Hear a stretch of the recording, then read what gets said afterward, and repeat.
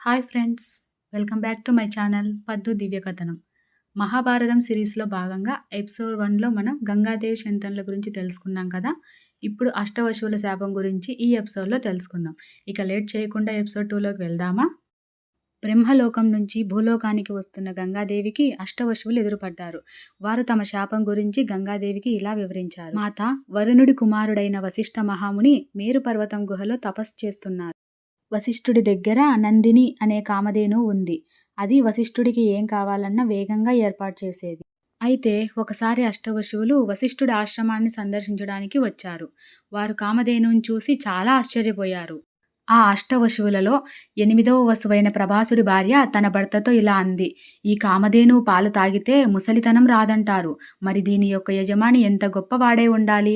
అందుకే దీనిని తీసుకొని వెళ్ళి నా ప్రాణ స్నేహితురాలికి కానుకగా ఇస్తాను అని ప్రభాసుణ్ణి కోరింది. దానికి అష్టవశువులందరూ సరే అన్నారు. దాంతో ప్రభాసుడు కామధేనువుని దొంగతనం చేయబోయాడు. ఇదంతా తపస్సులో ఉన్న వశిష్ఠుడు తన దివ్య దృష్టితో కనుగొన్నాడు. వెంటనే అక్కడ ప్రత్యక్షమై అష్టవశువుల వైపు కోపంగా చూస్తూ, ఛీ! మీరు దేవతలయ్యుండి ఇతరుల సొమ్ముకు ఆశపడి దొంగతనానికి పాల్పడతారా? మీరు మీ దైవశక్తులన్నీ కోల్పోయి భూమి మీద మానవులుగా పుడతారు. ఇదే నా శాపం అని వశిష్ఠుడు శపిస్తాడు. వెంటనే అష్టవశువులు వశిష్ఠుడి కాళ్ళ మీద పడి, మహాత్మా, ఈ కామధేను యొక్క మహిమలు చూసి మాకు సొంతం చేసుకోవాలన్న ఆశ కలిగింది.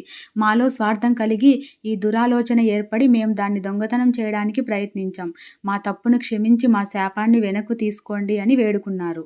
దాంతో వశిష్ఠుడి కోపం చల్లారి, మీలో 7 వశువులకు పుట్టిన వెంటనే శాప విమోచనం కలుగుతుంది. కానీ 8వ వశువైన ప్రభాసుడు దొంగతనం చేయడానికి ప్రయత్నించాడు కనుక అతడు సంతానహీనుడై భూమి మీద తన జీవితాన్ని గడుపుతాడు అని వశిష్ఠుడు అష్టవశువులతో అన్నాడు. తమ శాపం గురించి గంగాదేవికి అష్టవశువులు వివరించి, మేము భూమి మీద ఒక పుణ్యవతి గర్భంలో జన్మించడానికి చూస్తున్నాం. ఇంతలో మీరు దర్శనమిచ్చారు. వీరభీషుడు భూమి మీద శంతనుడిగా జన్మిస్తాడు. మీరు ఆయన భార్యగా మారి మాకు జన్మనిచ్చి మాకు శాప విమోచనం కలిగించండి మాతా అని వేడుకున్నారు. అందుకు గంగాదేవి సరే అంది. తన నిజరూపం చూసి ఆశ్చర్యపరుడైన శంతనుడికి గంగాదేవి, మనకు పుట్టిన ఈ బిడ్డలు సామాన్యులు కాదు. వీరు దేవతలైన అష్టవశువులు. వశిష్ఠుడి శాపం వలన వీరు మానవులుగా జన్మించారు. అందుకే వశిష్ఠుడి శాపం ప్రకారం 7 వశువులకు శాప విమోచనం కలిగించాను. కానీ ఈ 8వ బిడ్డను గంగలో వేయబోతుంటే మీరు నన్ను అడ్డుకున్నారు. వివాహం ముందు మీరు నాకు ఇచ్చిన మాట తప్పారు. అందువల్ల నేను ఈ బిడ్డను తీసుకొని మిమ్మల్ని వదిలి వెళ్ళిపోతున్నాను అని గంగాదేవి అంది. ఆ బిడ్డను పరాక్రమవంతునిగా తయారు చేసి తిరిగి మీకు అప్పగిస్తానని చెప్పి గంగాదేవి అక్కడి నుంచి మాయమైపోయింది. శంతనుడు చేసేది ఏమీ లేక తిరిగి తన హస్తినాపుర రాజ్యానికి వెళ్ళిపోయాడు. అలా 17 ఏళ్లు గడిచాయి. శంతనుడు ఒకరోజు గంగానది తీరాన్ని నిలబడి జరిగిన విషయాలన్నింటినీ గుర్తుకు తెచ్చుకుంటూ నదీ ప్రవాహాన్ని చూస్తున్నాడు. అప్పుడు అతని కంటికి నదీ ప్రవాహం ఒక్కసారిగా ఆగిపోయినట్టు కనిపించింది. అది చూసిన వెంటనే శంతనుడు ఆ నదీ ప్రవాహం వైపు పరిగెత్తాడు. అక్కడ శంతనుడికి ఆకాశంలో నుంచి గుంపులు గుంపులుగా బాణాలు వచ్చి నదిలోకి వెళ్లి నదీ ప్రవాహానికి అడ్డుకట్టగా మారడం చూశారు. ఇదంతా ఎవరు చేస్తున్నారు అని అనుకుంటున్న శంతనుడు తన తల పక్కకి తిప్పి చూడగా ఒక 17 ఏళ్ల యువకుడు ధనుర్బాణాలు చేతబట్టి నిలబడి ఉన్నాడు. అప్పుడు శంతనుడు ఆ యువకుడి దగ్గరకు వెళ్ళి, పుత్రా, నీ విద్యను చూసి నాకు చాలా సంతోషం కలిగింది. ఎవరు నీవు?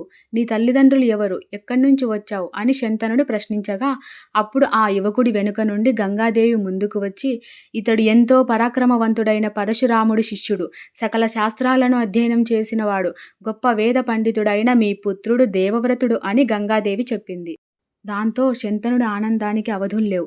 తన కొడుకుని గట్టిగా కౌగిలించుకొని, పుత్రా, నీకోసం నేను, హస్తినాపుర సింహాసనం ఎదురు చూస్తున్నాయంటూ ఆనందంతో అన్నాడు. అప్పుడు గంగాదేవి శంతనుడి వైపు చూస్తూ, ఇక నాకు సెలవు ఇవ్వండి నాదా అని చెప్పి అక్కడి నుంచి మాయమైపోయింది. శంతనుడు తన కుమారుడైన దేవవ్రతుణ్ణి తీసుకొని వెళ్ళి అత్యంత వైభవంగా హస్తినాపుర రాజ్యానికి యువరాజుని చేశాడు. అయితే హస్తినాపురం సింహాసనానికి యువరాజుగా ఉన్న దేవవ్రతుడు కొంతకాలానికి సేవకుడయ్యాడు. హస్తినాపుర సింహాసనానికి పట్టాభిషిక్తుడై యువరాజుగా ఉండాల్సిన దేవవ్రతుడు ఎందుకు సేవకుడయ్యాడో నెక్స్ట్ ఎపిసోడ్లో తెలుసుకుందాం. ఈ ఎపిసోడ్ మీకు నచ్చినట్లయితే మన ఛానల్ని లైక్ చేసి సబ్స్క్రైబ్ చేయండి. Okay, bye friends.